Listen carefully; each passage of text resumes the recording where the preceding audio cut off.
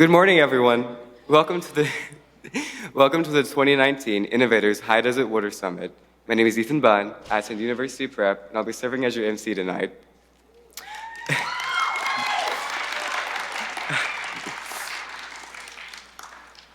Our program is hosted by the Mojave Water Agency and the Victor Valley Chamber of Commerce. This year's incredible sponsors are Golden State Water Company and Liberty Utilities.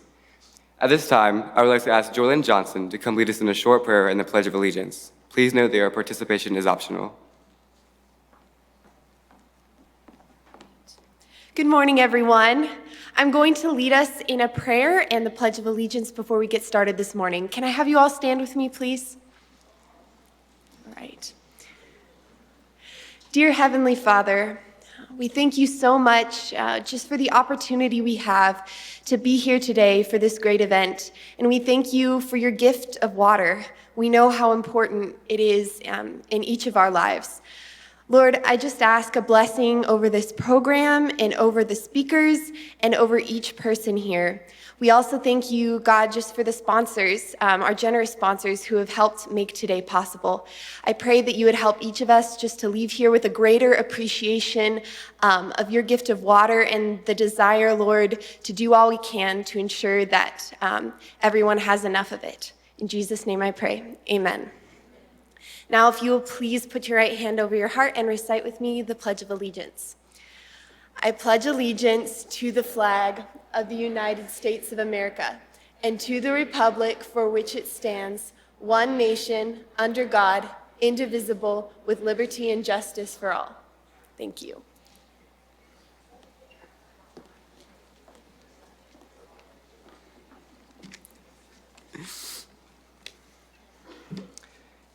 Before we get started, I'd like to introduce one of Mojave Water Agency's board members that are here with us today, Jeanette Hayhurst. Jeanette, if you could please stand.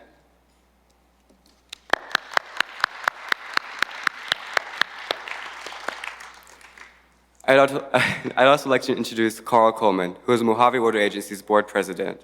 Mr. Coleman, please join us on stage.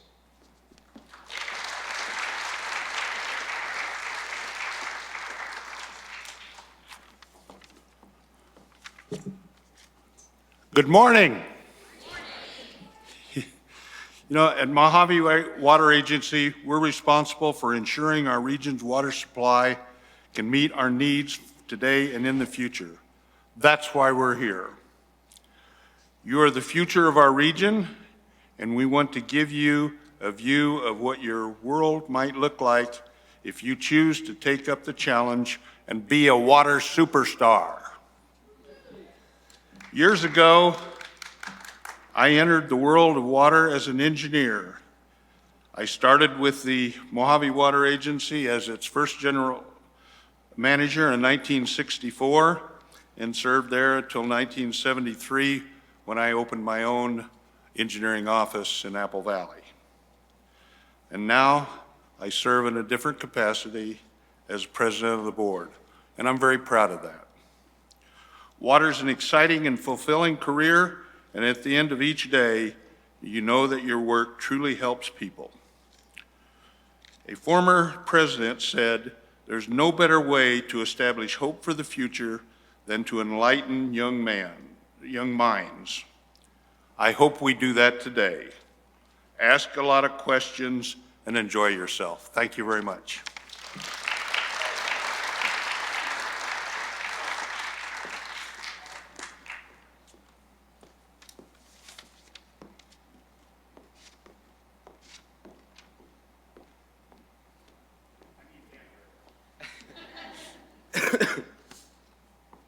Thank you, Mr. Coleman. This year's Innovators High Desert Water Summit is more than just an inside look at the water industry, but a preview of how Generation Z can inspire and affect change. Our featured speakers for this morning's program are Nicholas Chow, a water engineering project manager at UCLA, who will be discussing climate change, and Michelle Reed, an assistant engineer at Inland Empire Utilities Agency, who will be talking about wastewater. You'll also hear from this year's essay contest winner, Gavin Copeland, and we'll find out which Curiosity Quest problem solvers team will win the $3,000 scholarship for their school. We'll have 3 breakout sessions, and before we leave today, everyone will be served lunch. Bathrooms are located down the hallway, Women's out and to the left, men's out and to the right. And please make sure your phone's on silent. And please. We have career and college tables in the hall, so stop by and visit them when you get the chance. Those who visit 3 tables will have the opportunity to win a $25 gift card from Walmart. In other words, you will only be eligible to win if your passport contains hole punches from 3 or more tables. And with that, let's get things started. It's hard not to be reminded every day of the ever-pressing concern of climate change. If you turn on the news or scroll through a social media feed, there's a good chance you'll see something regarding climate changing's ever-growing threat. It's a widespread problem that plagues much of the scientific community, yet fixing this problem has been anything but simple. Although our generation did not cause this fallout, like it or not, it's going to be up to us to help come up with solutions and to secure the health and well-being of our planet. We are the real superheroes this world needs. In the meantime, we should turn our attention to those who are leading the fight against this crisis, and this morning's keynote speaker is someone who must constantly account for the effects of climate change. Nicholas Chow works at the University of California, Los Angeles Luskin Center for Innovation, and has worked with universities across the country, as well as organizations such as the National Oceanographic and Atmospheric Administration. His work centers on the interaction between water and energy, helping to develop healthier and more sustainable water management practices. Please help me welcome Nicholas Chow.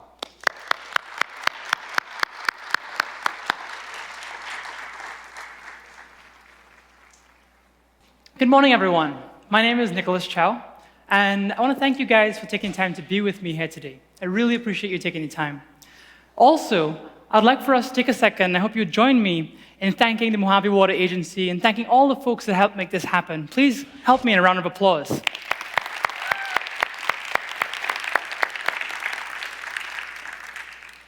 Great. Let's see if I can make this work. Before I begin my presentation today, I want to start by thanking some other folks as well. I want to thank the Climate Reality Project by Al Gore. I really relied heavily on some of this information. They were sort of the spark notes for my climate questions. The UCLA Center for Climate Science, they really helped me as well by providing some of their own data and some of their own research that I'm going to share with you today, as well as some folks from my office in our climate branch, the Luskin Center for Innovation. They have really helped me understand climate and helped me put it into my work. So with that, we can move on. And I can talk to you today about in a warmer world, the future of water with climate change. So before we get too deep into it, I want to ask you guys some questions, and I want you to help me. First, I want you guys to help me think about water. So anywhere you go in the world, it doesn't matter whether it's in the US or China or France, Brazil, South Africa, water managers are trying to solve 3 problems, always 3 problems. Do you guys think you can help me guess what they are? I mean, any answer, anything you have, right there. Saving water. Yeah. Pollution in water, exactly. Yeah.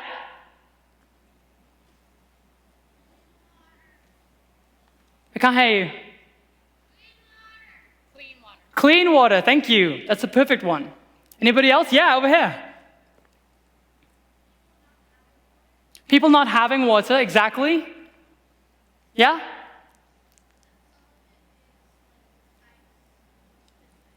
Some of it is ice, that's true. Some of our water is ice. Anyone else? Anyone in the water agency?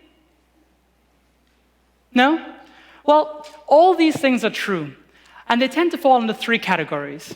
No matter where you go in the world, water managers are trying to solve these 3 problems. Either there's too little water, there is too much water, or the water is going to be too dirty. So these 3 problems in water are universal. And I want you to think about these as we move forward today. As I talk, I want you to think about how do these apply to these situations? And I want you to think about how could they apply to my life?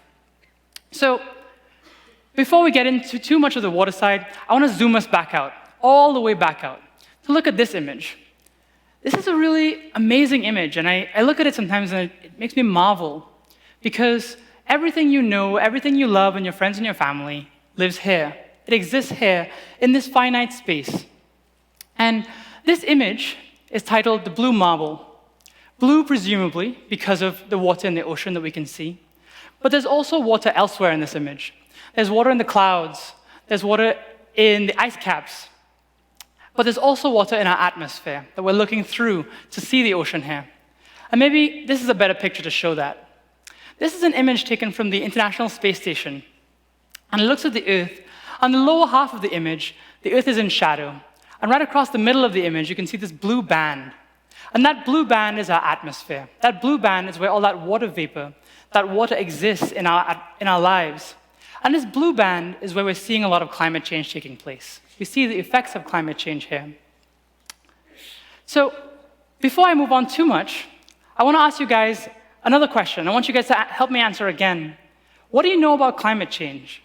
It doesn't have to be something that you think is true. It can be anything you've heard. Please share with me. Yeah? Say it again? Severe weather. Perfect. Anyone else? Caused by greenhouse gases. Global warming. Studies suggest that the Earth is supposed to heat up by 32 degrees Fahrenheit. Wow, studies suggest that the world is supposed to heat up quite a lot. Yeah. You, perfectly, right there. Drought, that's a big part of it? Yeah. Anybody else? Anybody on this side? Yeah. Say it again for me. Rise in sea level, that's an important one. All right, well, all these things are true. All these things are components of climate change. And you've told me a lot about what it is, but can you help me identify it? Is this image climate change? What do you think, yes or no? Some of you say no, some of you say yes. Warmer waters encourage hurricanes. That's exactly right. This image here is of Hurricane Florence. And we've known about hurricanes for a long time. We've had hurricanes for an even longer time. So the hurricane in and of itself is not climate change. What's different about this is that Hurricane Florence was one of the strongest hurricanes that we've seen. This is an image from the International Space Station of Hurricane Florence smashing into North Carolina, where it did countless amounts of damage, damaged homes and families. This is one of the 10 most costly hurricanes that the US has ever seen. And this in and of itself, again, is not climate change, but seeing more and stronger hurricanes is climate change. So similarly, let's look at this image. Can anyone guess what these red spots are? Yeah? Forest fires, exactly. This image is titled World on Fire. And it shows, at one time, in a very short time period, how many forest fires the Earth had burning all at once. And again, is this climate change? Well, we knew about forest fires. We knew about wildfires. California's had them for a long time. But now we're seeing them more often, more frequently, and they're stronger than before. So both of these represent climate change. And in particular, this one is enabled by higher surface temperatures. And someone mentioned earlier global warming. So I want to talk a little bit about that and move us on from this. So here, we have a look at some of the evidence for global warming. These are temperature anomalies of the global Earth surface temperature. And we can see past 1980 that we have quite a few more hot days, really, really hot days. And really, they're actually getting hotter and hotter. And what's true is that over time, we can track this. So this here is a bell curve. And for those of you that haven't seen a bell curve before, I'm going to walk you through it. It shouldn't be too hot, I hope. And what this bell curve is showing us is for this period between 1951 and 1980. It's showing us a distribution of temperatures, with the red being hotter than average days, the blue being colder than average, and the white being pretty much average days. And what I'm going to show you is that over time, this changes. And we have records to show that it changes. But to keep me honest, let's put a little green line in here that we can look at. And this green line is going to show us what our baseline is. As we move forward in time, to 1983 to 1993, what do we see but a shift in temperature? Less blue days, less white days, and more of these hot red days. We also have the occurrence, all the way to the side there, of these dark red days that didn't exist before, extremely hot days. And our trend continues into 1994, 2004. Some of you were born at this time, some of you maybe not. But the trend holds. Do you guys think that this trend is going to hold again for the next period, 2005, 2015? I got one head says no. Anyone else? Yes? You'd be right, actually. The trend does hold. We can see far fewer blue and white cold and average days, and many more red and dark red hot days. So this is meant to demonstrate to you that really what we're seeing is an increase in climate over time, increase in temperature over time. And in particular, this dark red area here, which we couldn't see at all in our first image, is now 145 times more likely to take place, these extremely hot days.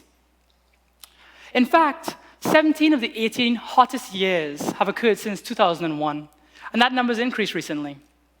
The hottest of them have been the last 4 years, but as I mentioned, just this week, the United Nations has announced that 2018 was one of the hottest years on record. So this slide is a little bit dated at this point. I made it last week, but it's a little bit dated at this point. I should add 2018 to this list. But this isn't something that's only happening in the US. This is happening all across the world. These are cities that set record high temperatures in 2018 everywhere that you can imagine. And it's no different for California. July 2018 was the hottest year on record ever for California. We've never seen temperatures so hot. I believe the record in Chino was 120 degrees Fahrenheit, and I think it goes up to 118 degrees in some areas closer to us, right next door to us here in Riverside. 118 degrees. Can you imagine how hot that is? It's incredible. I can't imagine. Maybe some of you were there. If you were, let me know. That's really quite impressive. But this increase in temperature, we expect that it does affect other things in our lives. And one of the things we really want to think about today is water. So how does this increase in temperature affect water? Well, through this. Can anyone tell me what this is? Yes, right here. Say it again. The water cycle. Exactly. Does everyone know that? Yeah, you guys got it. So this here is the water cycle. And the water cycle, as many of you know, it shows that water is evaporating from the oceans, and it's moving over our land, condensing, forming precipitation, either in rainfall or snowfall, that falls on our mountains and eventually gets back to our rivers. These rivers go back to our oceans, and the cycle begins again. As our temperatures increase, we expect to have more evaporation, which means that we're going to have more water in the atmosphere, more rain, and more precipitation, more intense precipitation. And that's exactly what we see. Much as we had seen our temperature anomalies increase, we're also seeing anomalously high precipitation events, really, really high levels of rainfall. And so all of this is important, right? Oh, just step back 1 second. Part of the precipitation question is to look at a piece of precipitation like this, an event of precipitation. It means that as we move forward in time, precipitation events that were once like this will change to be more like this, more intense, more localized, really going to be quite strong bursts of water. And as I was saying, these things are important to us. These things are important for us growing up because they're going to affect our personal decisions. They're going to affect where we can live. They're going to affect what kind of jobs we can have. And they're also going to affect what kind of food we can eat. Do you guys think that in 50 years or 100 years, we'll be able to live on the coast as these houses are? Or we might be able to work as researchers in Antarctica doing ice core sampling. Or that we'll be able to eat temperature-sensitive crops like coffee. Do you think we're going to have access to those things? Well, the answer is that it's undecided. We don't know yet, but maybe. That's only going to affect, or those are the things that it's going to affect in our personal lives, the decisions that we make. But it's also going to affect the world around us. It's going to affect how and where we build our cities. It's going to affect how we transport things and how we ourselves move from place to place and when we can do that. It's also going to affect, importantly for today, how we ensure that we have a water supply for our friends and our families and our communities. So I want to focus on that a little bit. And I want to take us back to this image. This is, as you mentioned, the water cycle. But what is this image missing? What am I trying to talk about today? Can anyone tell me what is it missing? Yeah. We got one maybe answer over here. Anyone on this side? What is this water cycle missing that we've been talking about, that we need to consider? Where are your families? Where are your friends? Where are your communities? So what's missing here is people. And so let's evolve this image a little bit. Let's look at this. We're going to call it an urban water cycle. And it's very similar to the natural water cycle. It overlaps the natural water cycle with how we interact with water at a different level, at the human scale. And you'll see that it begins very similarly at the ocean, with water evaporating and rainfall moving over to our mountains and dropping as precipitation. And when we get to the point number 3, that's the first instance that we see of human interaction. And really, I want us to focus on dams and reservoirs here. Do you guys know any famous dams or reservoirs? Someone on this side? Famous dam or reservoir? Yeah, in the back? Hoover Dam, exactly. It's one of the biggest dams. Other dams? Parker Dam? Yeah. Oroville Dam, exactly. So these dams are really essential for our water sector, and I want to focus on them for a second because they're really affected by climate change. For those of you who maybe are not as familiar with dams, I want us to all be on the same page. So you can think of a dam kind of like a big bucket with a drip of water coming in and a hole at the bottom so there's water leaving. And the water coming in is like our rainfall or our snowfall. And the water going out is like the water going to our households and our families. And one of the things about our bucket is we want to make sure that the water coming in and the water going out are balanced. If they're balanced, the amount of water in the bucket stays about the same. But if we have too much coming in at one time, the bucket is going to overflow, and that can be a real problem. And what can happen is that dams will have to release water to avoid damage. In this case, this is not an overflow of a dam. This is one of the water managers having to make a decision to empty water out of a dam because we don't want the rain to fall on our dams to be full because our bucket will overflow. What we do instead is if we know the rain is coming, we'll empty some of our dams so when the rain falls, our dam fills right back up. But having this steady inflow and outflow is really important to dams. And how do we do that? Well, in California, we're very lucky. We have snowpack. Are you guys familiar with snowpack? Yeah? Okay, so snowpack is the amount of the snow that falls on the mountains, in particular in the Sierras in California. It's really crucial because during those wet winter months, some of our rain falls as snow and stays as a solid. And as time moves on, as the temperatures increase through the year, that snow melts and provides water to us gradually over the year. And so this is a graph showing us the runoff from snowmelt in the Sierras in 1998. And we can see that during the winter months, there's not much runoff. But between May and August, there's quite a lot. And that's very, very convenient for California. What we're seeing here is that during the summer months, when the sun is the hottest, when we demand a lot of our water, we're seeing a large outflow of water from the snowpack. And that's really going to be crucial for us. Very convenient for California. Now that we talked about reservoirs, I want us to move back to this and talk about how water moves throughout this system. Once we have our water in our reservoirs, it moves down to our water treatment facilities, numbered 4, I believe. Yep, numbered 4. And there, the water operators do a really great job of treating that water, and they send it to our households.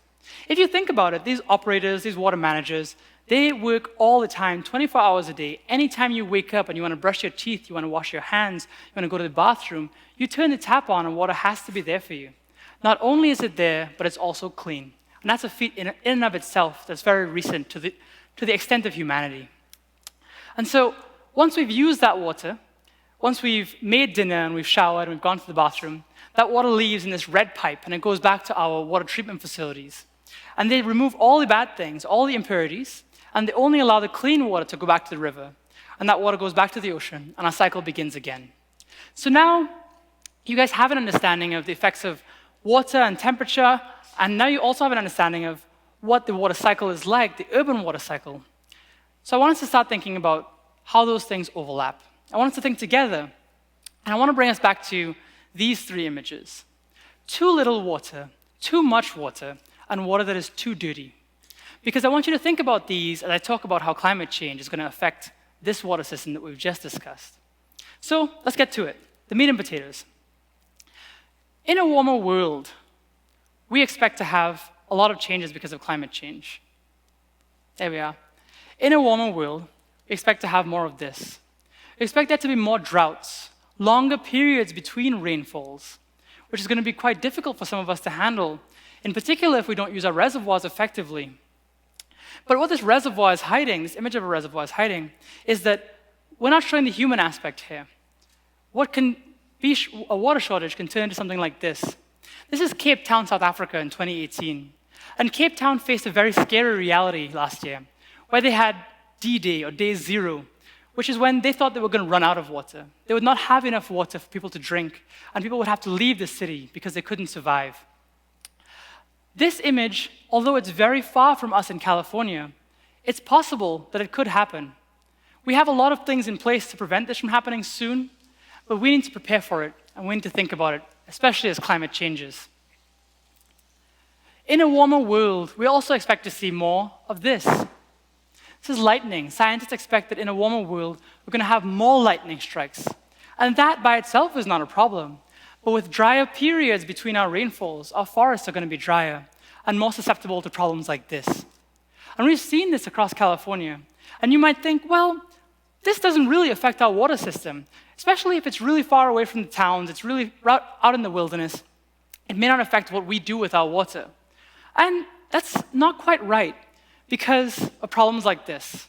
This is a river in Canada, in Alberta, Canada, and it's showing us that what is normally and what has traditionally been a pristine water source is now black and muddy because of ash from a nearby forest fire. This water, which would have otherwise gone to human consumption, now cannot be used.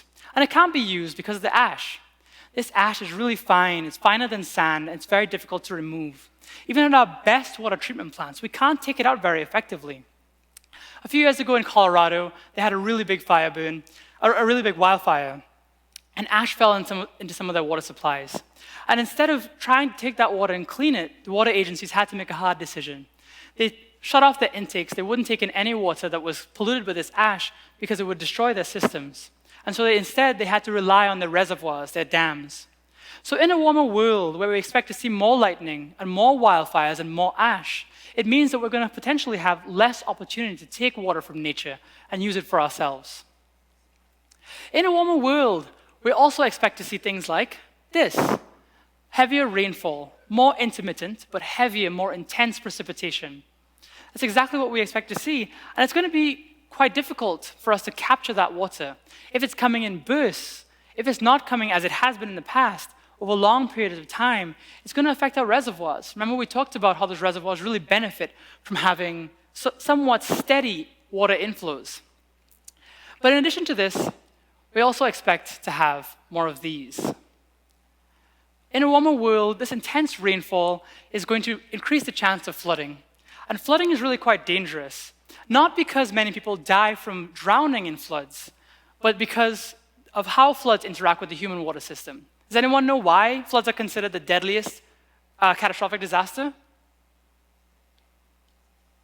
It's because often in floods, our dirty water mixes with our clean water, and it all becomes dirty.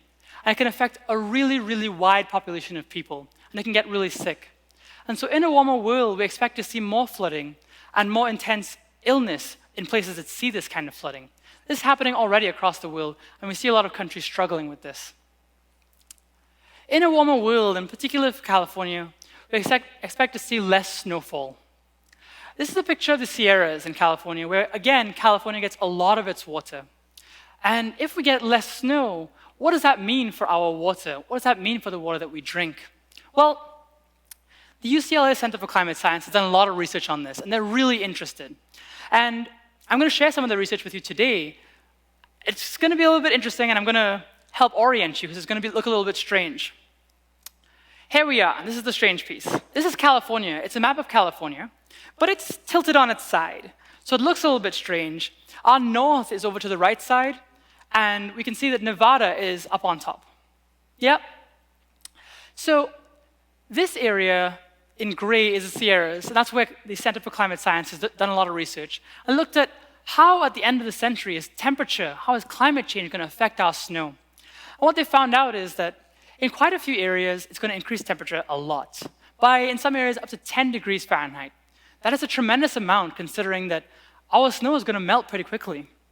And so we're expecting there's going to be less snow in these areas. But if we consider this temperature change over time, we also see a very interesting pattern. This is what we've seen in the past. This is our historical baseline for when our runoff comes. Again, we can see it's between May and August. But in a warmer world, we expect to see that time shift back because our snowpack is reaching to melting points sooner. So we're going to have to contend with water that instead of coming about during May and August is being distributed more evenly in those earlier months. We're going to have to change to accommodate for that. So in short, in a warmer world, we're going to have to adapt. But how? How are we going to adapt? Well, we're going to see with climate change the same problems as before. We're going to see the problems of too little water, too much water, and water that is too dirty. But we're going to have to innovate, and that's why we're going to need you guys. We're going to need your help. And the good news is we've already started. We have bright young minds just like yours working on these problems every day, finding new solutions. New solutions like recycled water, where we can take dirty water, we can clean it, and we can use it a second time. If we can use it again a second time, we are twice as far away from reaching that day zero and run out of water. We also have bright young minds working on solutions like this, where we have the environment being built better. We have people designing cities that are more green, more environmental, that have these large areas with plants and parks, so that when that intense rainfall falls, we can capture it. It's stored in the soil like a sponge. These cities are called sponge cities, and they're popping up all over China, and hopefully they'll be popping up here as well. And this last point, we have bright young minds thinking about things that are close to California. Desalination. Desalination is pulling water out of the ocean, treating it to a very high level, cleaning it so we have a long-term, stable water supply. And right now, folks are going to say, well, it's too inefficient, it's too costly, it's not clean enough. And those things are true, but that's a problem of right now. That will not be a problem when you solve it in the future.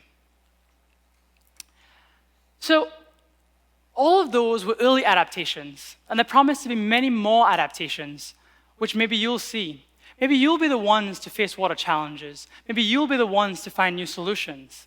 And no doubt, it's going to be very hard, it's going to be difficult. But I'm optimistic. I'm really optimistic. I'm optimistic because we're here today, because of this kind of event. I'm optimistic because these events are happening all across the US and all across the world. I'm optimistic because I spoke with some of you this morning, and you're bright, and you're young, and you're driven, you're motivated, and you care about your friends and your families and your communities. But most of all, I'm optimistic because we've faced impossible challenges before, and we've overcome them. And I'll tell you a story about an impossible challenge in science. And it comes to me from NASA. And it's that in 1961, President Kennedy announced to the world the plan to put a man on the moon. And at the time, people said, it's impossible, it's never going to happen. It's a waste of time, it's a waste of money, it's a waste of effort, a waste of human life. But 8 years and 2 months later, in the moment when Neil Armstrong laid his foot on the moon, a chair went through the world, and a chair went through NASA's mission control. And I want you to know that the average age of the operator in NASA's mission control that night was 26, which means that when they heard the call, when they heard about the impossible challenge, they themselves were 18 years old, just as old as you are now, or you will soon be.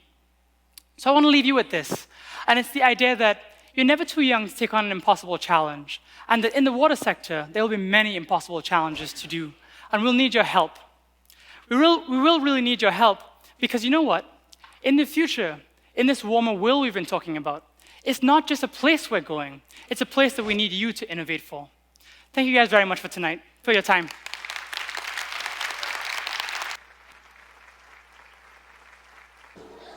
Welcome back, everyone. I hope you learned something during your breakout session. It is now time for our second speaker of the day. Michelle Reed is an assistant engineer at Inland Empire Utilities Agency located in Chino, California. Michelle graduated from California State Polytechnic University in 2016 with a bachelor's in mechanical engineering. She's currently working on her master's in engineering project management at Arizona State University. At Inland Empire Utilities, Michelle helps ensure that wastewater treatment plants operate efficiently by adjusting chemical dosage, flow settings, and equipment run times. Please help me welcome to the stage Michelle Reed.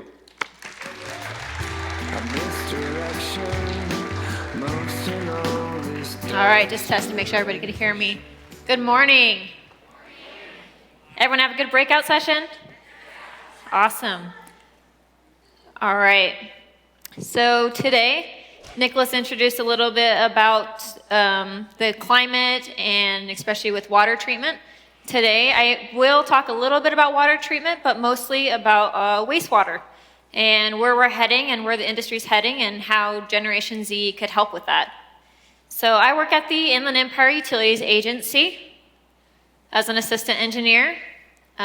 We have a 242 square mile service area that covers about 7 cities. And in those 7 cities, we have about 5 wastewater treatment plants. We operate 1 desalter, and we have a composting plant. Among the interconnections of all of the pipelines and the networks. And we basically treat all of the wastewater from those cities, and then with the, we also purchase imported water from Metropolitan Water District, and we help distribute the imported water, and we also use it for ground recharging, which I'll get into a little bit later.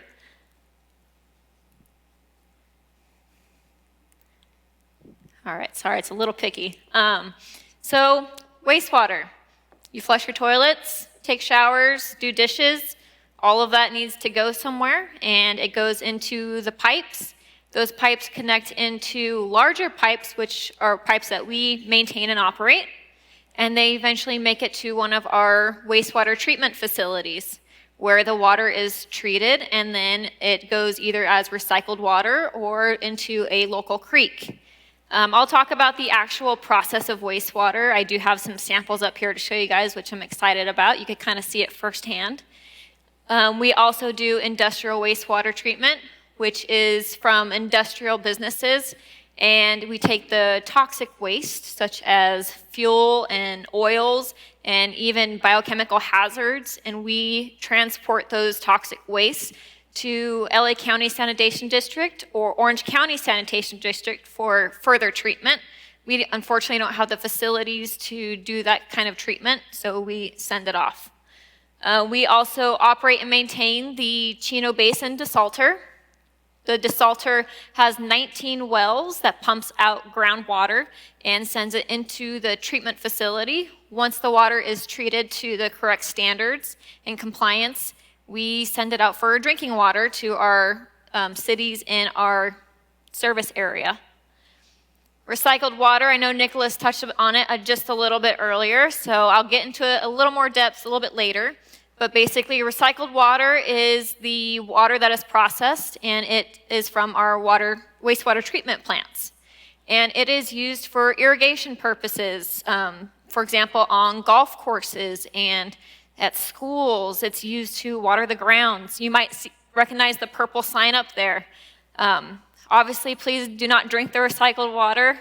It's not safe to drink, but it is safe to use in agricultural purposes. We also use it on crops that are used for animal consumption, which it's safe for them, not for humans. Please don't drink. Groundwater recharge. So this is a huge important factor in water scarcity. So we take our recycled water, in addition to some of our imported water, we send it to local basins as a community effort with 4 other agencies, and the water percolates into the ground and then is distributed to facilities to treat for drinking water. We do, again, distribute imported water. So we purchase water from Metropolitan Water District that comes from the Oroville Dam and also from the Colorado River Aqueduct. And this imported water either gets sent out to the cities for drinking water, or it gets sent to the groundwater basins, where it's again injected into the ground and later treated for drinking water. We're very proud of our energy and water conservation programs. We have several programs that help initiate conservation efforts, especially in Southern California. It's very important to conserve energy and water. As Nicholas touched, we're having shortages, we're having droughts. The earth is getting warmer. So we need to focus on programs to help educate people and so that they can start saving water for our future generations. We have programs such as conservation rebates, where if you purchase, say, water efficient toilets or water efficient washing machines, we give rebates for that. We have native drought initiative, which at all of our treatment plants, all of our landscaping is native and it is drought friendly. We teach, we have workshops where we do drought irrigation workshops, and we teach people how to install drip irrigation, which helps conserve water. We're very big on reaching out to schools as well. We have Garden Wise program, and we have solar cup races where high school students your age, they build and develop boats that operate off of solar power.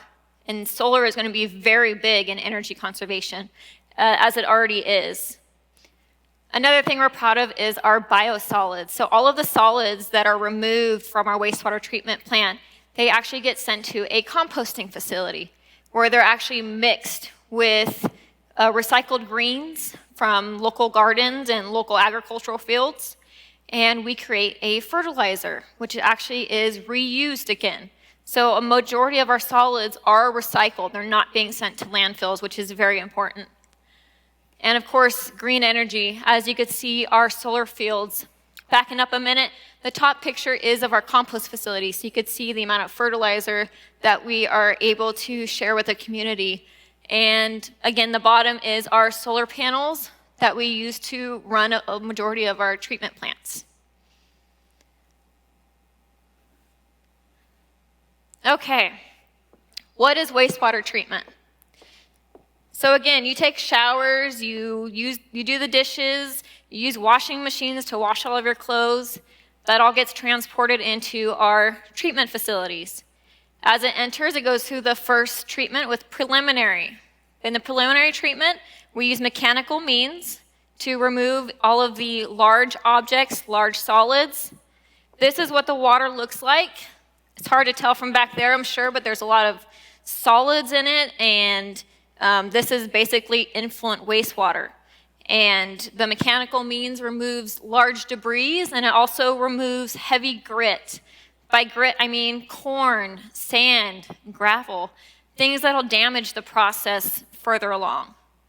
As the wastewater leaves the preliminary treatment, it goes to the primary treatment, where it goes into large holding tanks.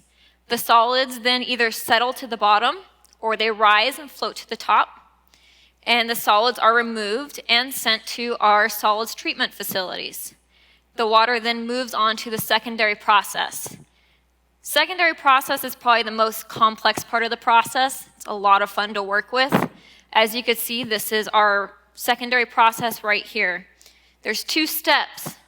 The first step is our aeration basin, where air is actually introduced to the wastewater, and there's bugs that are formed. These bugs consume all of the contaminants, especially ammonia, which is common in urine, and they consume the bacteria. So, as you can see now, all of the solids are settled to the bottom. This is part of the secondary, or the second part of the secondary treatment process, where again it's going into large holding tanks. All of the solids settle from the bottom, they're removed, and at the top you have cleaner water. As it's in the first part of the secondary process, it looks a little more like this. So again, time is important and settling is important to remove the solids. Once all of the solids are removed, the water is then pushed into the final tertiary treatment process. The first step of the tertiary treatment process is our filters. Who has a Brita filter at home that they use to drink their water? Anybody? These are like giant Brita filters. They use sand to remove any last little remaining particles in the water. In addition, it also takes chemicals to help remove that just a bit. After that, it moves into another large holding tank where chlorine is added. Chlorine is added to remove any remaining contaminants, viruses, bacteria in the water. And the outcome of that is recycled water. So we start with our influent water and end with our clear, recycled water. Almost looks like drinking water. Please don't drink it. So by the time it gets to the end of that holding basin, there is a small residual of chlorine. That's why drinking water is not safe to consume. It's the amount of chlorine that's in there. It doesn't damage any agricultural crops or landscaping, but it is not safe for human consumption. So in order to get rid of the chlorine, any water that is not used for recycled water actually gets sent to our creek. Before getting sent to a creek, it is treated with an additional chemical to remove the chlorine. You might be asking yourself, why add chlorine just to remove it? Again, chlorine is added so that we could remove all of the viruses and bacteria that the previous treatment process couldn't remove. However, the amount of chlorine that's in the water is not safe for aquatic life. And that's one of our big goals for the creek, is to improve aquatic life and improve wildlife habitat and to increase the flows. These flows eventually go in and they're injected into the ground and they're used again for drinking water. So we want to remove that chlorine and make sure it's safe to have wildlife. Now our solids treatment process, it's not up there, but what it does basically is the solids are sent to a separate plant. They're thickened a little bit. They're heated in a large holding tank. The heat actually produces gas that is used for a lot of energy mechanical means. And then it is sent for dewatering. The water is removed from the solids, and it is sent up to our composting facility where it is treated further into fertilizer. Groundwater recharge, I touched on it just a bit. So IUA sends our imported water, our recycled water, and also our stormwater.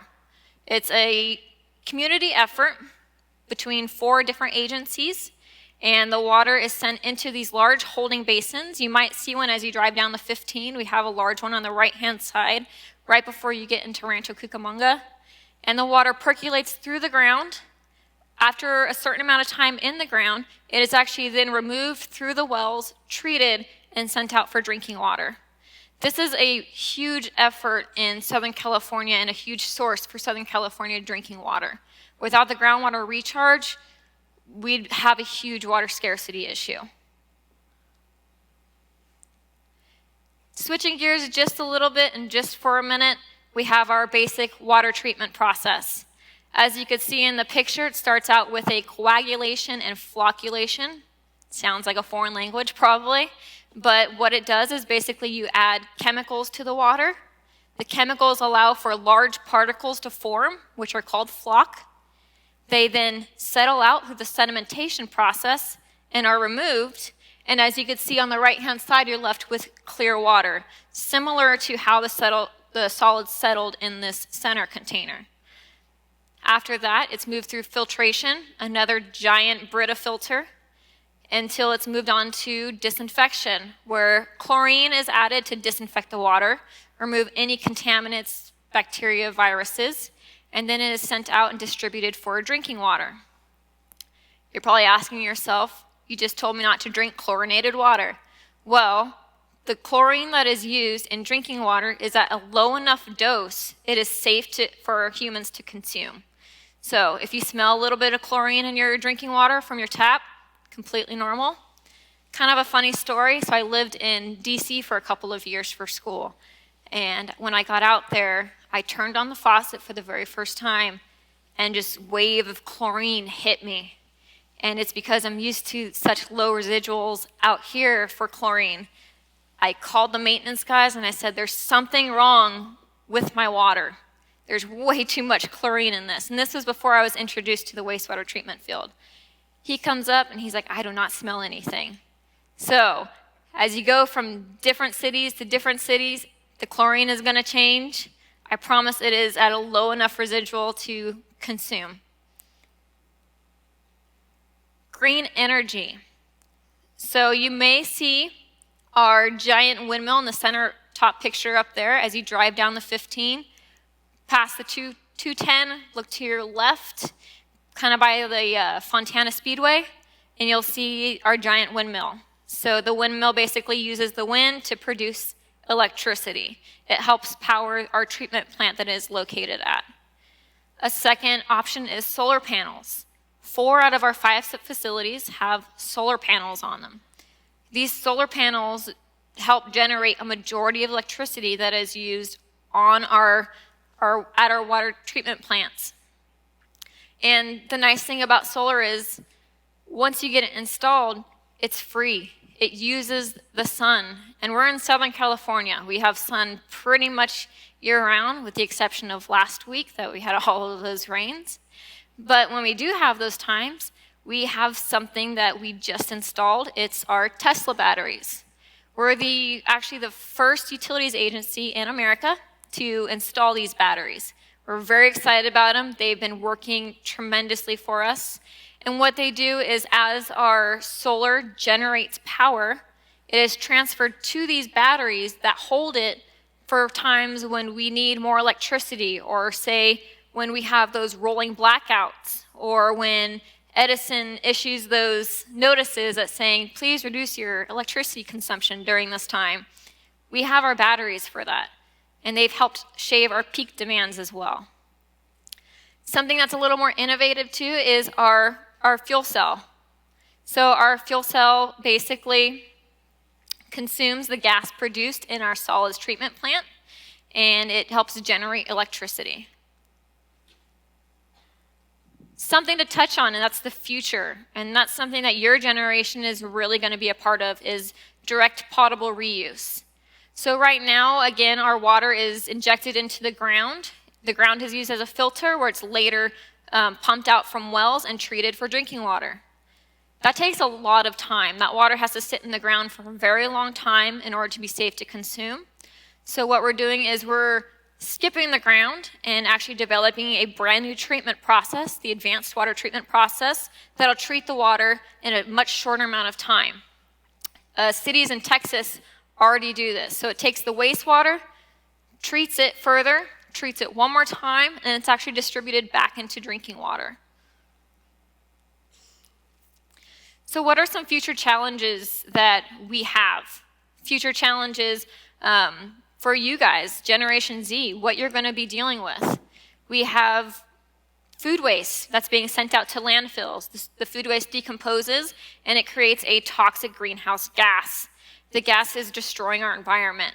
So what we're looking at doing, and some people already do it, is we treat the food as we do our solids, similar to our solid treatment process.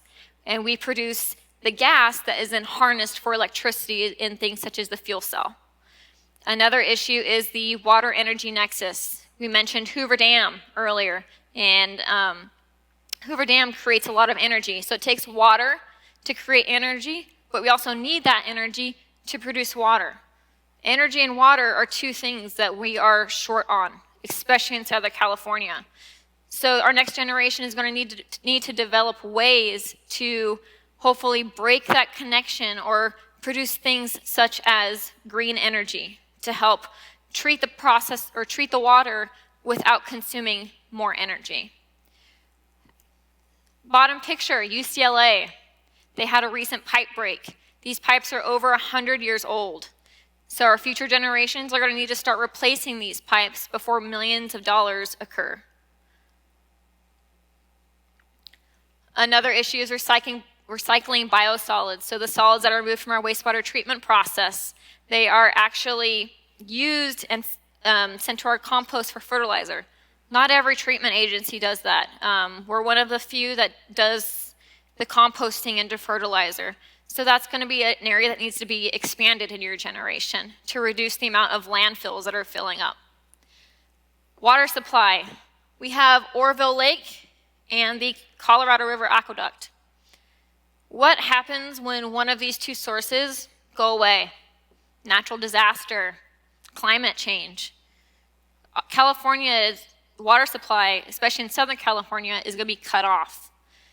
We need to do things such as the direct potable reuse water and the groundwater recharge to make sure that we have enough water in our generation, for our future generations to consume.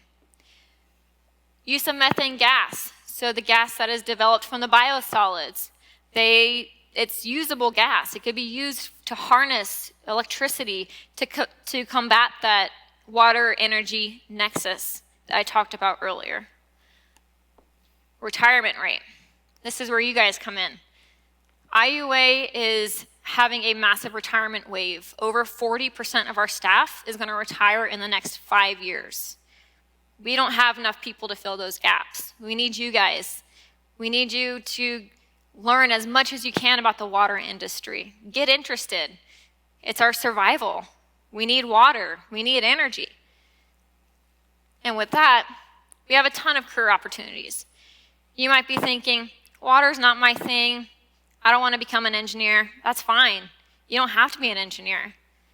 Engineers do a lot of great things, but so do our operators. Our plants won't operate without them. Our source control, laboratory.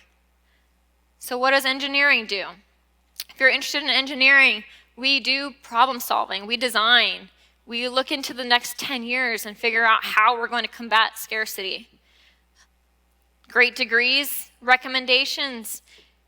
The nice thing about the water industry is we need all the degrees. My background personally is mechanical.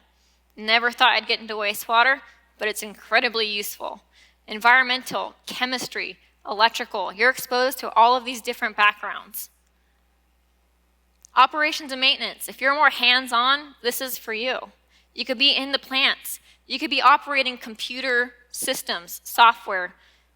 You could be working on blowers, like the bottom picture, getting your hands dirty. Certifications, gain experience, go talk to your local water agencies, get internships, volunteer, see if you like it, and you might get introduced to something else. Laboratory, they do biology assessments. They collect samples, they analyze the samples, make sure the process is operating properly. Any kind of bachelor's degree in science or chemistry. Source control, again, the toxic waste that is distributed to the pipelines. These people help monitor that, make sure it's not getting sent to our water treatment plants where it could become extremely explosive and volatile. ISS. If you're a computer savvy person, which I know this generation is, we need you. There's cybersecurity, there's development of process control. Explore degrees in computer science. We have a mapping system that maps all of our piping networks. Administrative support. So we wouldn't be where we are today, the engineers, the operators, without our backbone, administration. You could go anywhere to contracts. You could go into HR. You could go into publicity. We hold annual things such as Earth Day. You can be involved in that. That's a camera that's going into a pipeline. That's our collections team. They inspect all of the pipeline to make sure it doesn't burst and it doesn't break and it doesn't affect our community. Local education resources. Talk to your community colleges. We actually partner a lot with Cal Poly Pomona. I'm a little biased. It's a good school. But UC Irvine, UCR, we partner with them. You know, they work with us one-on-one on projects. So get involved. Again, are you interested in wastewater? Water industry. We encourage you to get involved. Talk to your agencies. See what we do on a daily basis. We have volunteer programs, internships, and do your research. If you don't want to be an engineer, that's fine. Become an operator. Become a laboratory assistant. We need everybody. So I hope that we encourage you just a little bit today to at least look into it. And I wanted to thank Mojave Water District for having me. I appreciate it. I'll leave the samples up here, so if you want to walk by afterwards and take a look at it, please feel free. Thank you.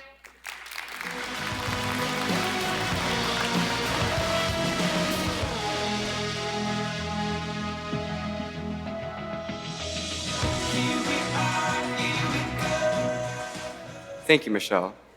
This year, Mojave Water Agency's essay contest brought out incredible displays of talent, innovation, and creativity. With some 40 submissions, the 3 finalists that emerged were Karen Pham from Abercrombie High School,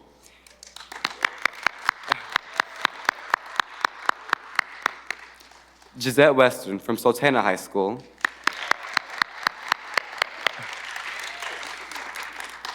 and Gavin Copeland from Serrano.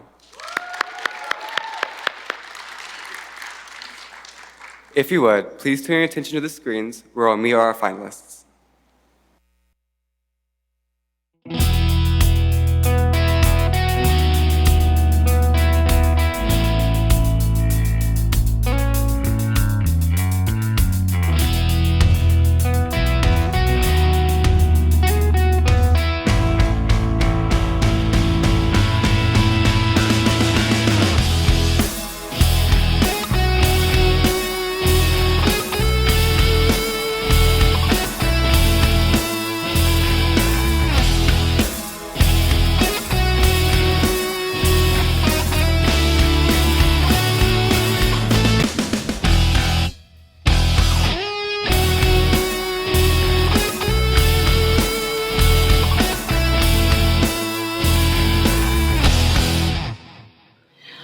name is Casey Armstrong, and I enjoyed working with Gisette very much. She is a very smart lady, only a freshman, so she's got a lot of room to grow as a freshman and starting to grow. Her funding for college is definitely admirable and definitely a very smart young lady going places. I'm just at Western and I'm from Sultana High School. I'm a 9th grader and I like basketball and softball. I come from a family of all girls and I love to learn about history because I feel like it's very important to learn from like the mistakes we've made before and to improve on them, and also to really like show people who made a change in the world for the better. Yeah. My favorite thing to do? Lately I've been reading a little more. Yeah, so I like to read, and my school has this club named the Cinderella's Closet, and we just go around and help any way we can, and we volunteer at the homeless shelter and done like activities, kind of like a fall festival or a Christmas festival. And then the Veterans Day Park will go over on Veterans Day and like give them cookies to thank them for their service. Hopefully going to Stanford University and either being an oncologist, but I'm still thinking about district attorney. I feel like one thing I learned is like being aware of how not only do other third world countries suffer from water problems, but California, even states here, actually suffer from unclean drinking water, which was a surprise because usually you think of America being better off than other countries are. If I had to describe myself in 3 words, it would be hardworking, motivated, and compassionate. If I could put one thing in a time capsule, it would probably be either my grandpa, he passed away, and so I have a teddy bear filled with his one of his Army medals and a picture of him, of me and him. So I'd probably put that in there to really show that people that matter made a difference in your life. You should remember on, especially those who served our country and really meant a lot and helped the world the best they could. Right, I'm Lisa Lamb, and I'm the president and CEO of the Lewis Center for Educational Research. And I'm Karen's very proud mentor. She just finished and she did a great job. I think she's, all 3 of her points were very practical and persuasive, and it's something that each one of us can do as residents of California to just make our state better, save money. I'm just super proud of her. She couldn't have done any better, so yeah. So, hello, my name is Karen Pham, and I'm from Apple Valley. I attend Apple Valley High School, and my favorite subject is primarily English, so that's why I saw this scholarship as a great opportunity, because like I love writing essays. My favorite thing to do is mostly to draw, because I love like providing visuals for people and just giving that like creative opening for others. But I also like working in like a group setting, especially when it's towards a common goal. So while I was working on this essay, I actually learned a lot about like what possible solutions there were out there and what we already did, which I found amazing as well, like such as the treatments that we go under when we transform sewage water into tap water. Like at first it sounds gross, but when you really think about it, it's like perfectly normal water. In 5 years from now, I don't really have a specific major or like a specific field that I really want to go to. So whatever I'm going in, I want to make sure that I make a significant difference. So if I were to describe myself in 3 words, the first one would be very introverted, and another one would be with a lot of good ideas, because like I get that from a lot of people for some reason, and I don't know, it's one of the things I'm proud of. And the last one I'd say is hardworking, maybe that, or passionate, because I have a lot of care for that subject. If I were to leave anything in a time capsule, frankly, I put something very normal in there. Maybe like a simple coffee machine or like a piece of clothing that I wear now. And then, so once people find it, what did we have in the past? And like how much you've grown or how much you may have digressed in the future. I'm Mark Crefeld. I'm the president and CEO of the Victor Valley Chamber of Commerce, and I had the wonderful pleasure of meeting with Gavin and talking to him about tonight's event. And I read through his essay, and I can't even begin to say how impressed I was with this young man and how great he is with words. He obviously did a tremendous amount of research, and it shows in the brilliant paper that he wrote.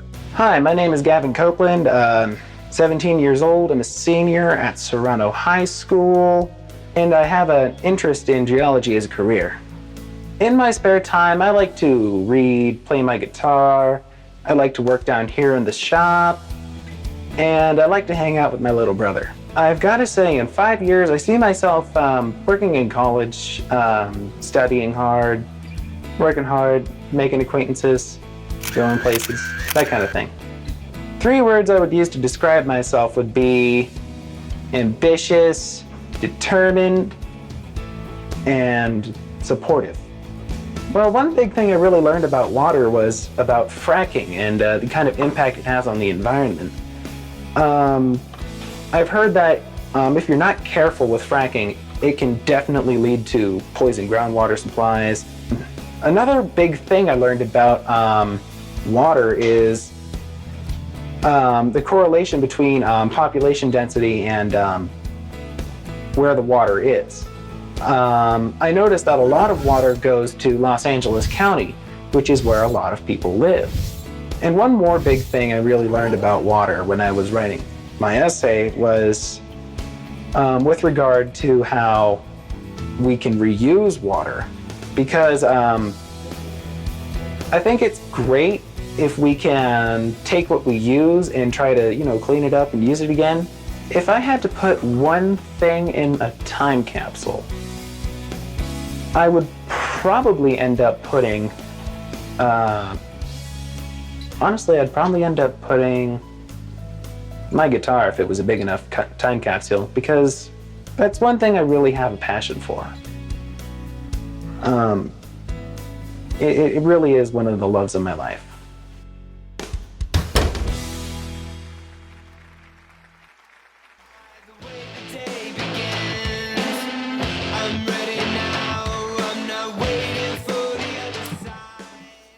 Excellent. If you would, please help me welcome to the stage this year's winner, Gavin Copeland, where he will be examining how recycled water can be better utilized to help offset depleting groundwater supplies.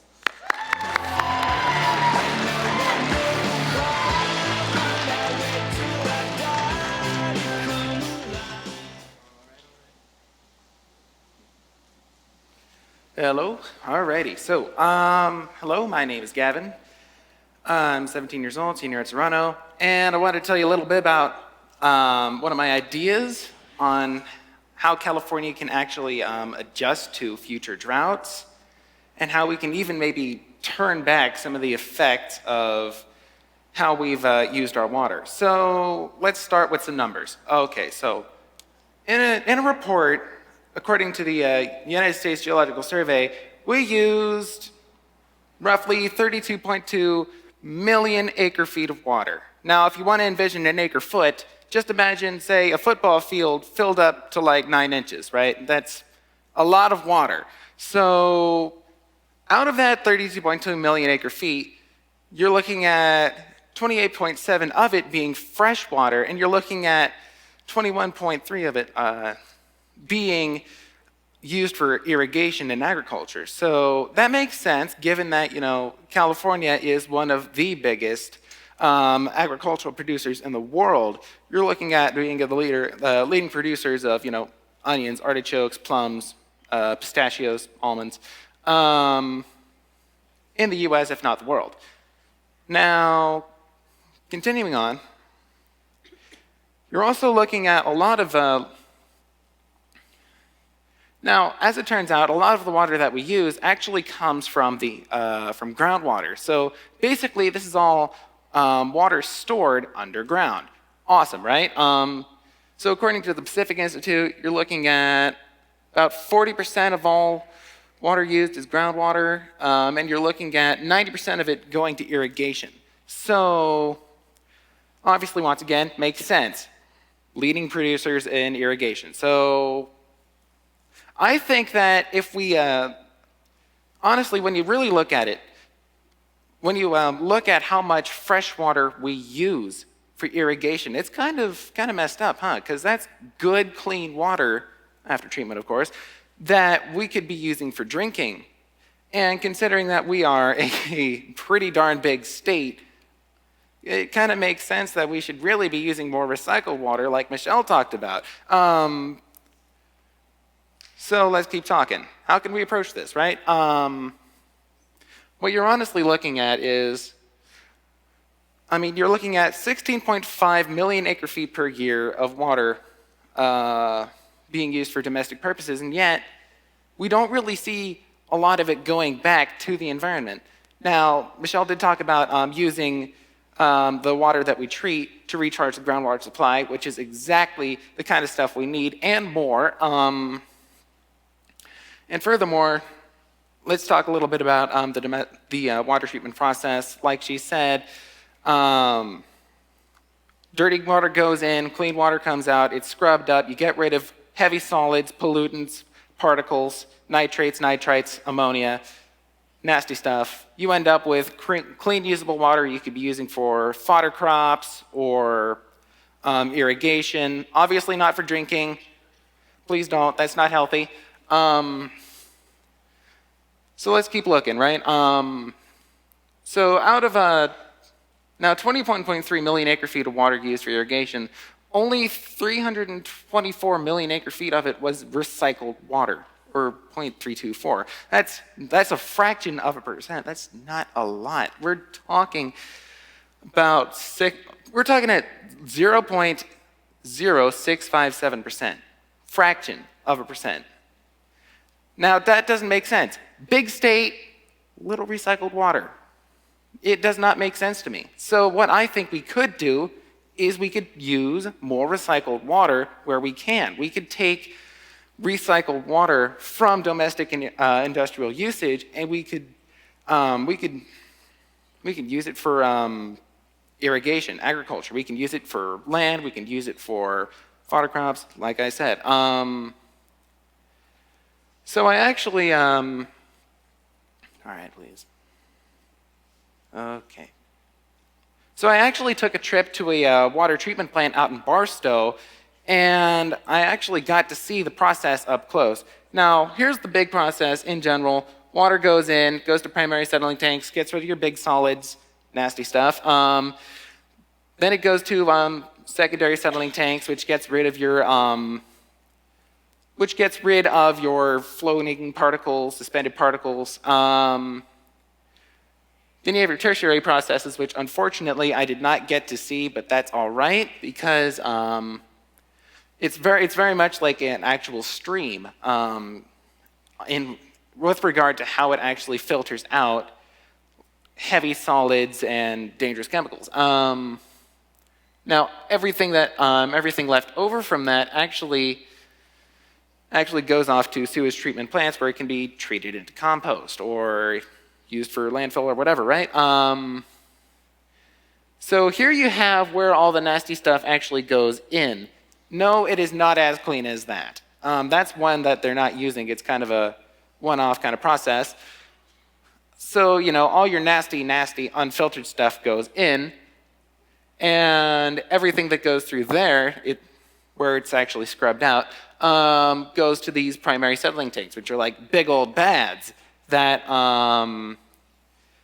actually intakes the water, and it actually settles down. And if you look closely, you can actually see a big old arm there that actually goes around and helps to deal with the helps to settle the particles and stuff. So let's keep looking. Now, if you look there, this is an empty one. If you look closely at the bottom, that's a lot of the sediment and other nasty things that have been left over.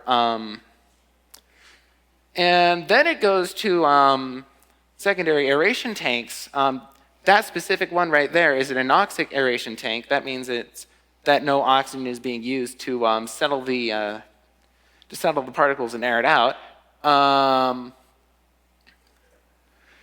And then it goes, after it's treated through anoxic aerobic digesters and stuff like that, it goes to secondary settling tanks where the water actually is filtered once again in a gravity process, once again, very much like a stream. And what you end up with is, well, that. You end up with recycled water, not clean enough to drink, but clean enough to use. And obviously, this kind of solution is not the sort of thing that is guaranteed to save California. Like, this is not a one-size-fits-all thing. I think that if we can get more people in on this, if we can get more people thinking about this, more perspectives, more ideas, I think we can come up with a better solution for the future. Not to mention that we're living in wild times. You're looking at technological advancement at an unprecedented scale. It may very well be that in the future we have technologies that can actually scrub water down to an absolutely pure state, besides distillation, of course. Now, obviously, this kind of thing is imperative. We do need to actually do something about it pretty darn soon, or else you're looking at some serious, serious side effects. You're looking at land depletion, you're looking at water depletion. You may very well be looking at running out of usable water. Fortunately, in that case, should such a thing happen in the future, we can actually take the recycled water, we can clean it up further, and we can actually use it for drinking water. I think, for one, that's incredible.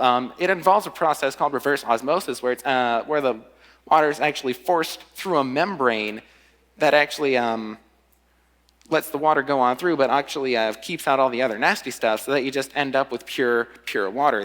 You can do this with seawater. Expensive, I know, but possible. Absolutely possible. So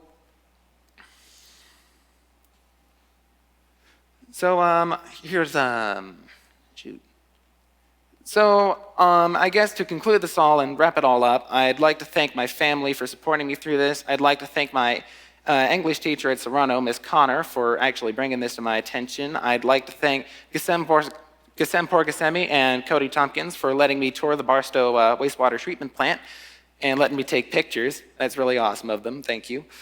I'd like to thank the Mojave Water Agency for offering this competition and this scholarship, and I'd like to thank everybody out there who's concerned about the future of water in California and who are willing to do something about it. Thank you all very much.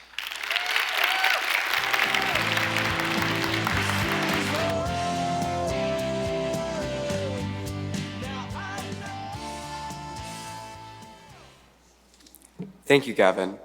At this time, I would like to ask SI finalists Karen Pham and Gisette Western to make your way on the stage, as well as any sponsors and representatives in the audience. Our sponsors will be presenting checks in a few moments, so all finalists need to remain on stage.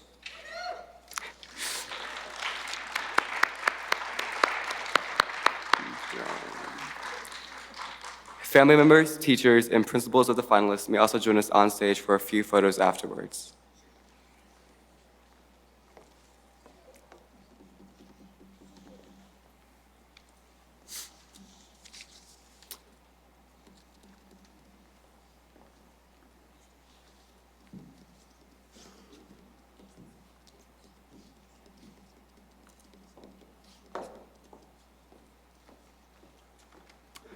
At this time, I'd like to take a moment to introduce a few more of Mojave Water Agency's board members that are now with us. Thurston Smith,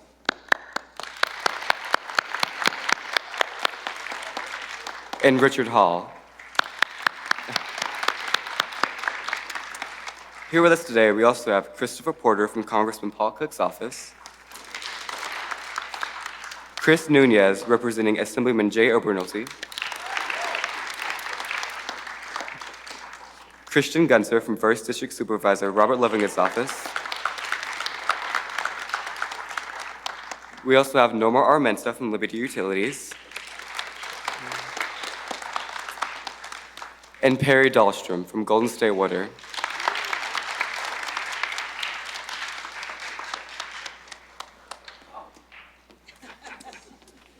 If you could, please come to the podium and introduce yourselves at this time.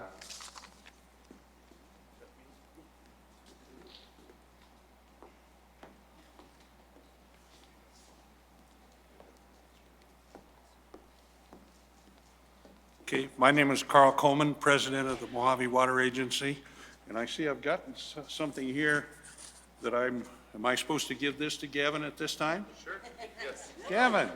Congratulations.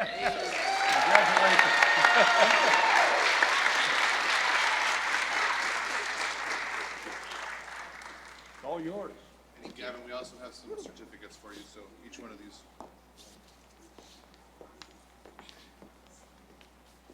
First off, I just want to thank each and every one of you for the hard work that you put into your essays and the novel ideas that you've come up with as well. So on behalf of Congressman Cook's office, I want to present the certificate to Gavin in special recognition of being named the winner of the Innovators High Desert Water Summit and Essay Contest.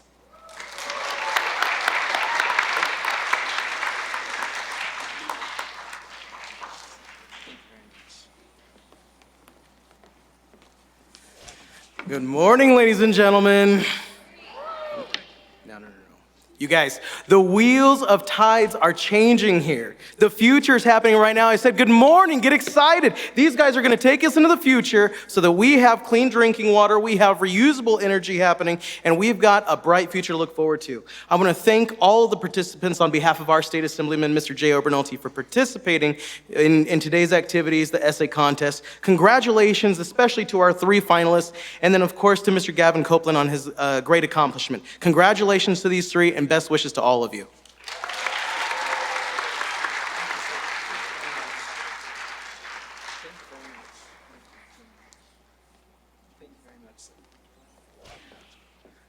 Good morning, everyone. I'm here to represent Supervisor Robert Lovingood with San Bernardino County, and it is my pleasure to be here this morning. First off, to all the finalists, congratulations. You all did a great job, and in particular, Gavin Copeland, Serrano High School, for being the essay contest winner. Wonderful job, congratulations, and thank you all for letting us be here today.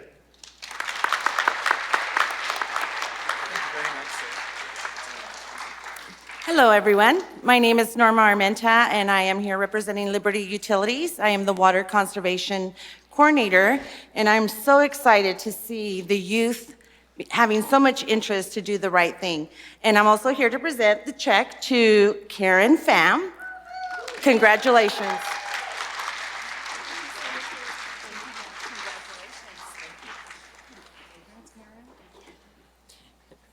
Hello, and we'd like to thank the students for their participation, and I'd like to thank Mojave Water Agency and the other partners who helped put on this program. As mentioned, and as you've heard from everybody, this industry is looking for new people who are interested in serving their communities, because that's what you do in the water industry. You serve the communities. Sometimes they don't like it because they don't understand, but it does provide the service, and we all need water to survive. And so this is good that we have young folks that are looking forward to the future. At this time, I'll present the check to Gisette Western for $1,000. Thank you.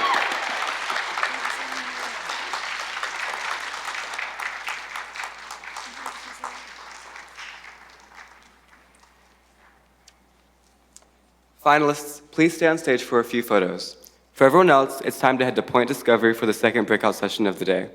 Please do not attend the same breakout session you attended during your first.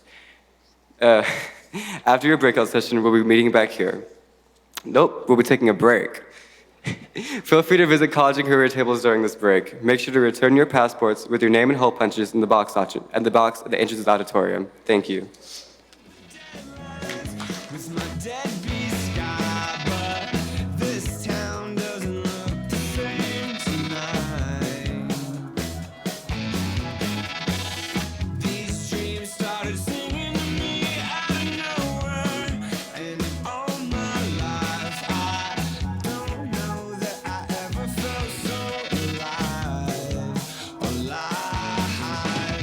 Here we are now with the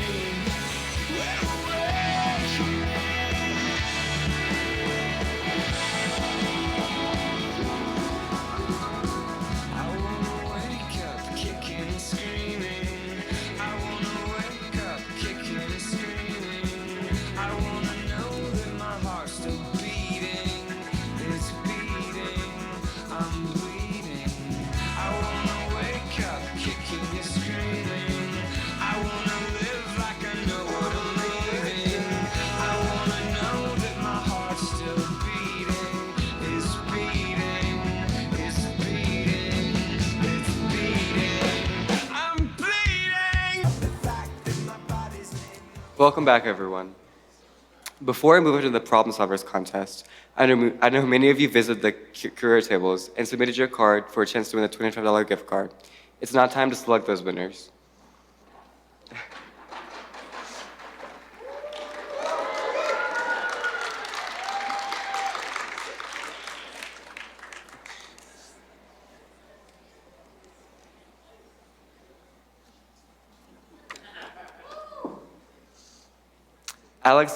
Alex Andrea Hoffman from Sultana High School, 9th grade. Alexandria, oops.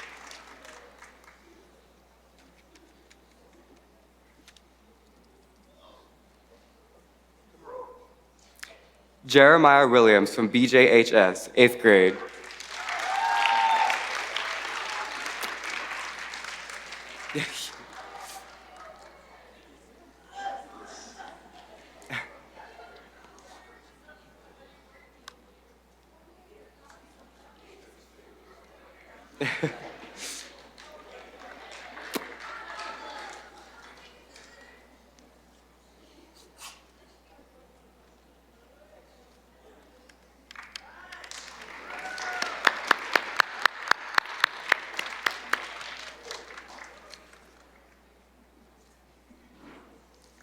Brian, both of these have 2 hole punches. Now is the moment that many of you have been waiting for. Curiosity Quest Problem Solvers. I was a part of the university prep team, and I found it to be a great experience and a great opportunity to apply critical thinking skills that we've been taught in school to a real-world situation. If you're not graduating, I would highly recommend forming a team and entering next year. With that, please help me welcome to the stage the host of the award-winning series, Joel Green.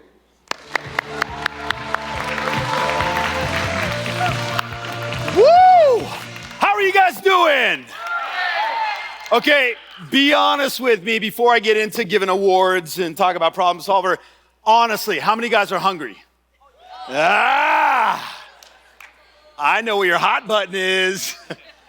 How many of you guys have had an awesome day today? Yes. So, I'm not going to spend a ton of time up here. I'm going to get us out to food fairly shortly. But before I do that, I really want to take the opportunity to please recognize those that have made today possible. Look, any event that happens, it happens with a community involved. So it happens with a wonderful church like High Desert Church providing this wonderful space. It happens with sponsors stepping up, giving monetary donations, time. It happens with experts volunteering their time to help share with you guys. And of course, it happens with an agency like Mojave Water Agency for pulling it all together. Let's give them a big hand, all of them, guys.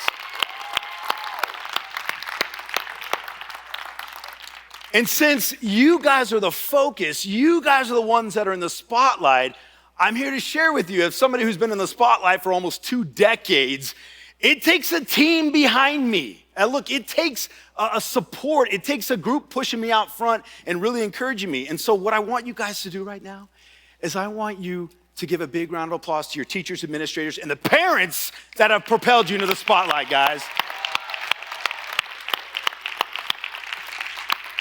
I love that. All right, now I'm talking to you students. All right, how many of you guys participated in this year's Problem Solver? Raise your hand. All right. So, you know, anytime we do this, well, first of all, for those of you that aren't familiar with what I do, I've had the honor, the privilege of hosting a PBS show now for almost 2 full decades. 2000, the year 2000, I filmed my very first episode in Ontario, California at Krispy Kreme Donuts. I don't know that I've come a long ways or if I've gone, I don't know. But it was awesome. I didn't have a station to air the show. I didn't have a network. All we had was an idea, a concept. Let's go out and explore what people are curious about. Let's try to make it fun, we call it educational, or edutaining rather, educational and entertaining at the same time. We filmed that show about a year later, so in 2001, it finally aired on TV, a local cable access show. A few years after that, it aired on the local PBS show. A couple years after that, it went on PBS National. And then now we air in 5 countries. We air on PBS for the last almost 15 years across the country. And I think at our highest point, Our episodes were being seen daily over 130 times a day across the country. And I say all that because I have been out in some of the biggest factories. I've interviewed thousands of people, thousands, kids, experts, adults. And I tell you what, these problem solvers give me the most amount of pride. I feel the proudest. I know my partner, Wendy, who's the one that talked me into doing this 5 years ago. She hates it when I do this. Let's give Wendy's in a very big hand. I was on stage about, I don't know, it was like 5 or 6 years ago, and I was giving this keynote to the California Resource Recovery Board, and I was talking about, I visit all these factories, I interview all these experts. I got off stage, and she said, hey, what if you allow students to visit factories and interview experts and give them a challenge to solve? And here we are years later, and these challenges keep getting cooler, bigger, and I keep getting prouder and prouder. And this one I'm so proud, and I'll tell you why.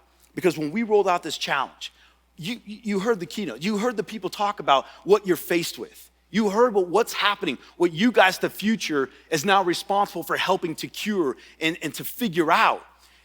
When we rolled out this challenge about creating a sustainable community, using little amounts of water, here's the tools you have.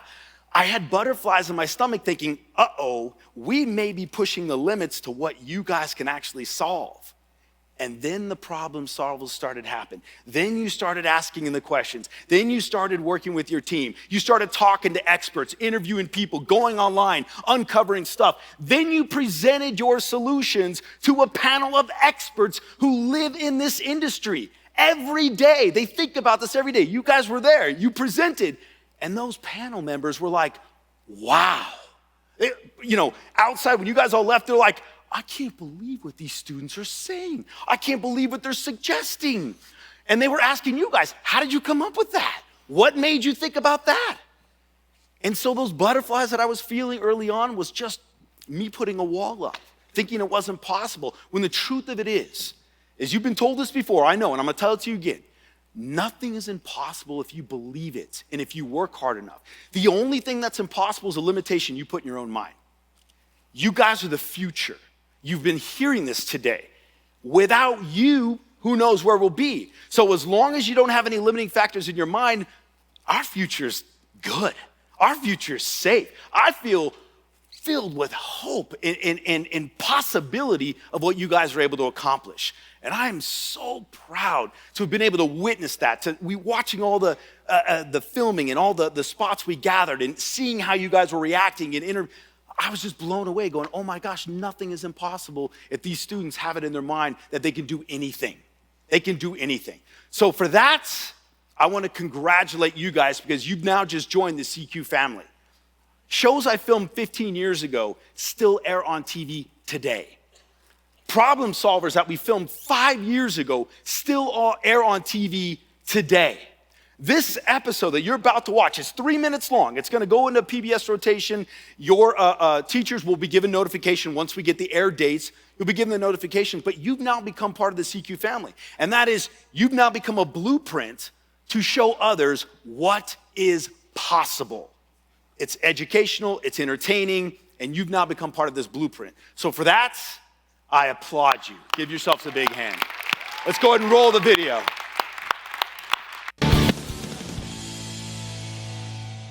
Today we're out here in the city of Apple Valley, out at Mojave Water Agency. Well, we're not talking about just conserving a drop of water. We're talking about building a community around this concept of conservation. Let's go check it out. Nick, what is the challenge for students today? The problem today is going to focus around designing a community using maximum water efficiency. We've brought in experts from around the area to understand community planning and engineering and project management and how to develop a city or a community that is going to use water as efficiently as possible. So who's going to be participating in this problem solver challenge? We have 7 teams that are gathered from around the desert. We have them all the way from Yucca Valley. We have some from Apple Valley. We have some from Hesperia. We have a wonderful treasure trove of students that are going to be participating with us today. So tell me, what are some of the things you're noticing from the students so far? The students are super engaged. They are asking great questions. The students are understanding what sustainability is, and I feel that they're going to do a great job with this problem. What steps do the students need to take from here? From here, the students are going to break up into their teams. They're going to have interviews with all the experts that we brought in today. They're going to understand the problem, they're going to work out the problem, and then they're going to go back to their schools and they're going to solve this problem for us. What are some of the challenges that you guys are facing? So yeah, one of the really big ones is definitely going to be a lot of the water usage that we have, because since we have a pool instead of a commercial place, and the pool is going to take up a lot of water and stuff, and we also have a couple other places that, like the bottling place, it's also going to take up a lot of water, so that's probably one of the biggest challenges that we're going to have to come across. We're out here at day 2 at the Mojave Water Agency. Let's find out what communities the students have come up with. Tell me about the steam shower. Steam showers use 2 gallons per 30 minutes, and only 2 gallons are used throughout those 30 minutes. Tell me, how is the community that you created for this presentation different from the community you live in right now? I think we used a lot of really futuristic technologies. We used a lot of really good ways of conserving water, such as like solar tiles, solar roadways, which store water, move water around. It really kind of works like its own little sort of river system in our little community. Wow, what a project, Nick. Fantastic, absolutely fantastic today. I cannot believe what these students have come up with. What is your takeaway on this event? Just the technology. They researched, pulled out all of the stops, got every little bit of water they could possibly get out of this project. So do you have a problem that needs solving, or you think you have what it takes to be a CQ problem solver? Go to curiosityquest.org, click on the CQ problem solver link, and let us hear from you. All right. The bad part about only having 3 minutes is there's a lot. You got to pack a lot into just a couple minutes. All right, at this moment, I want to bring our 7 participating groups, our schools up on stage, our teams up on stage. So if you were part of the participating team, come on up here. Let's give a big round of applause for all the participants.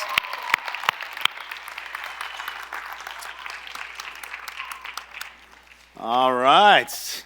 Woohoo.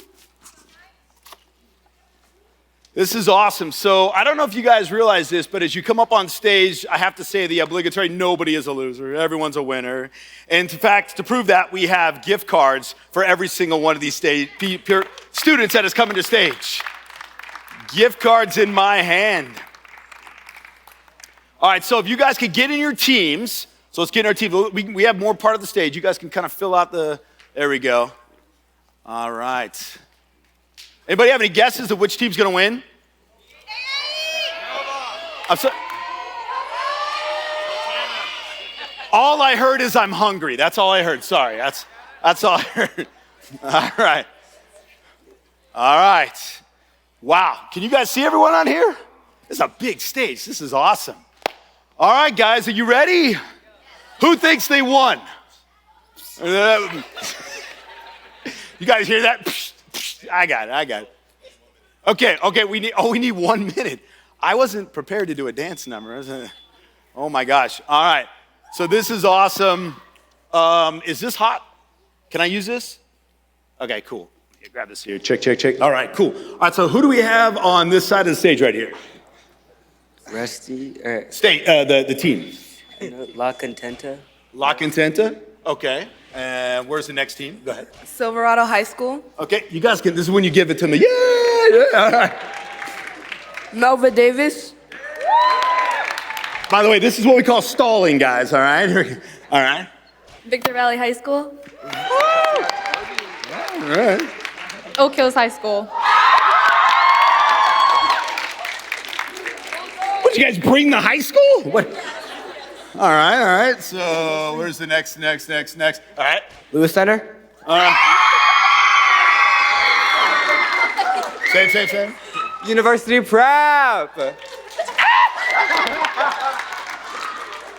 Just because they didn't bring their high schools, come on. What was that again? University Prep. All right. So this is awesome. I love it when we get the groups, here, I can put this down here. I love it when we get the groups together to kind of explain what we're doing and how we're doing it. And at first I just get these looks like, we're gonna do what? And then they get into it, and you kind of saw some of that activity on the video. None of that was staged. No, we didn't tell people to, be engaged and do what you're doing. It's all real, and it's all, live and in the moment. So it's so cool to see you guys going through this process. Are we about ready? All right, so we have two runners up. Two teams that will be walking away with $1,000 checks each. Two teams. Everyone else, the other runners up will all walk away with the gift card. Everyone walks away with a gift card. So before you leave this stage, make sure you get a gift card from me. I can't believe they trusted me with these, but anyhow, got gift cards. And then we have one team, our winning team, that'll walk away with a check for $3,000. And then we go eat. All right. All right, so let me have our guest, our host, our sponsors. Let me have you guys come on back up here. Yeah, so we're gonna give away the awards here. There we go. All right. Woo! You guys ready?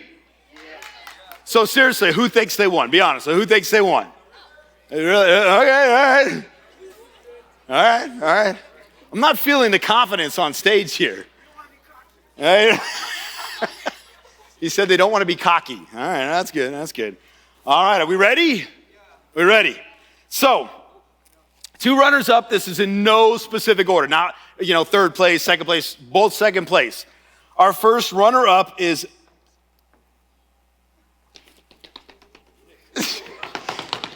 Victor Valley High School. $1,000 check coming your way. Boom. Wait. Victor Valley High School. One more time. I'll have a big hand for him, guys.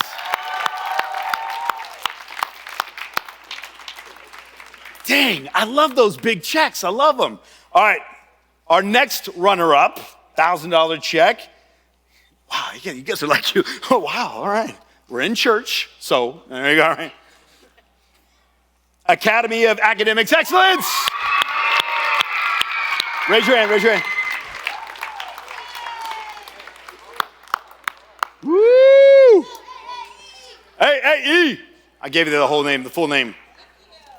All right, one more time. How about a big hand for AE? There we go.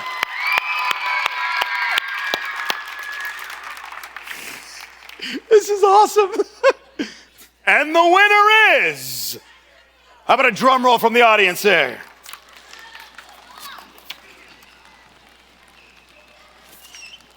Oak Hills High School! Woo! Oh my gosh. All right, and in true fashion as they do, you guys get to keep the winner. There you go. One more time, have a big hand for our winners! Can I give you guys these as they exit the stage to pass out to them? And do you have certificates for them anymore? Okay. All right, so we have some, we're gonna bring these guys up here again? Okay, there we go. All right, so we have some additional awards here. Boom, there you go. Okay. So my name's Christopher Porter. I'm with Congressman Paul Cook's office. So first off, I just want to congratulate and thank each and every one of the teams that representing the individual schools for all the hard work and effort that they put into this challenge. So I have a certificate here for the winner for Oak Hills High School in special recognition of winning the Curiosity Quest Problem Solvers Contest.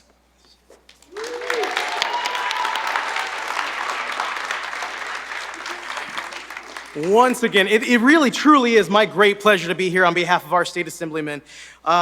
First, let me give a quick shout out to the AAE coach, Sandra. It's Miss Sandra Perea. Miss Sandra Perea. The reason I do that is she's overcome some pretty surmountable odds to be here today to help make sure that not only is Generation Z our future, but we have the right coaches in place to guide them to that. So let's give them another huge round of applause for overcoming those odds and being here today to help make sure that we have a sustainable future. Thank you all so much to all of you sitting in the audience. Thank you so much, Sandra. And now to Oak Hills High School. We want to not only congratulate you, but thank you. Thank you so much for putting a good step forward, for making sure that you have a great plan, because we are going to need it. Unfortunately, right now, even my boss, the bosses of these gentlemen right here, they are involved in a government that is more focused on fighting each other and not finding the solutions that you guys are already working on. My generation is going to be the generation where the system breaks, and this is going to be the generation where it gets fixed. Give them a round of applause. Congratulations to all of you.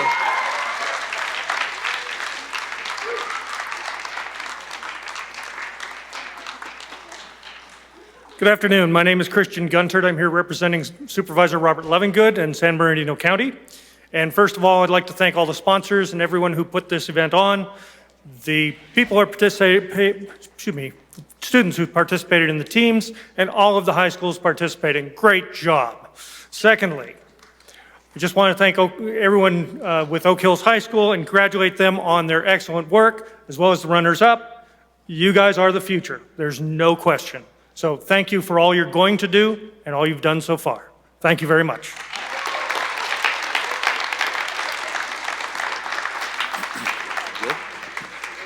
All right, one more quick thing. As you look at this stage, as you look at all these students right here, I just want you to take in, this is hope. This is hope. This is the ability to accomplish anything. Don't let this get in the way of that, guys. Don't let this get in the way of it, okay? You guys have the ability to accomplish anything. One more time, big hand for all our participants. All right, so we're gonna have our winner team stay up on stage. Everyone else, as you exit the stage, you will receive a gift card. Uh-oh. We want pictures with all the teams. Scratch that. Just hang tight here, okay? And then we'll get you guys out for lunch. By the way, lunch will be in the gym. So as soon as you're dismissed from here, it'll be in the gym. You can pick it up and hang, and make sure you thank your teachers, staff, parents for bringing you out here today. All right. So how do you want to do?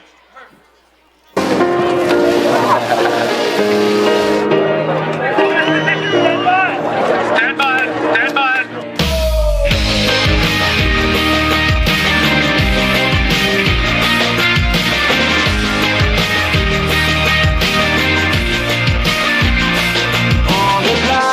She has seen, oh, the meaner side of me. They took away the prophet's dream for a prophet on the street. Now she's stronger than you know. A heart of steel starts to grow. All his life he's been told he'll be nothing when he's old. All the kicks and all the blows, he won't ever let it show. He's stronger than you know. A heart of steel starts to grow. When you've been fighting for it all your life, you've been struggling to make things right. It's all superhuman strength to fly. Every day, every hour, turn the pain into power. For it all your life, you've been working every day and night. It's all superhuman strength to fly. Every day, every hour, turn the pain into power.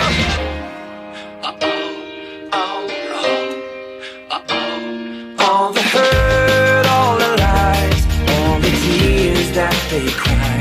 When the moment is just right, you see fire in their eyes. 'Cause he's stronger than you know. A heart of steel starts to grow. When you've been fighting for it all your life, you've been struggling to make things right. It's all superhuman strength to fly. Every day, every hour, turn the pain into power. For it all your life, you've been working every day and night. It's all superhuman strength to fly. Every day, every hour, turn the pain into power.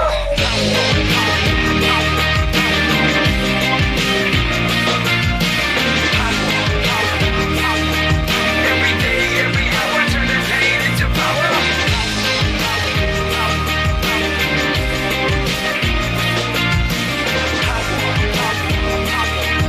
Every day, every hour, turn the pain into power. He's got a lion in our heart, a fire in his soul. He's got a beast in his belly. belly that's so hard to control. Cause they've taken too much hits, they go blow by blow. Now light him at stand back, watch him explode. She's got lions in her heart, a fire in her soul. He's got a beast in his belly that's so hard to control. Cause they've taken too much hits, they go blow by blow. Now light him at stand back, watch him explode, explode, explode, explode, explode. When you've been fighting for it all your life, you've been struggling to make things right. It's almost superhuman strength. Every day, every hour, turn the pain into power. For it all your life, you've been working every day and night. It's almost superhuman to fly. Every day, every hour, turn the pain into power.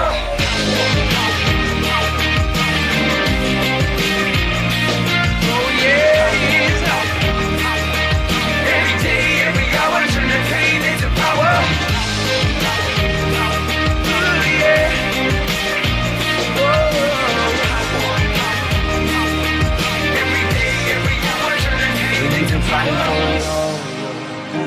You've been struggling to make things right. That's how a superhero learns to fly.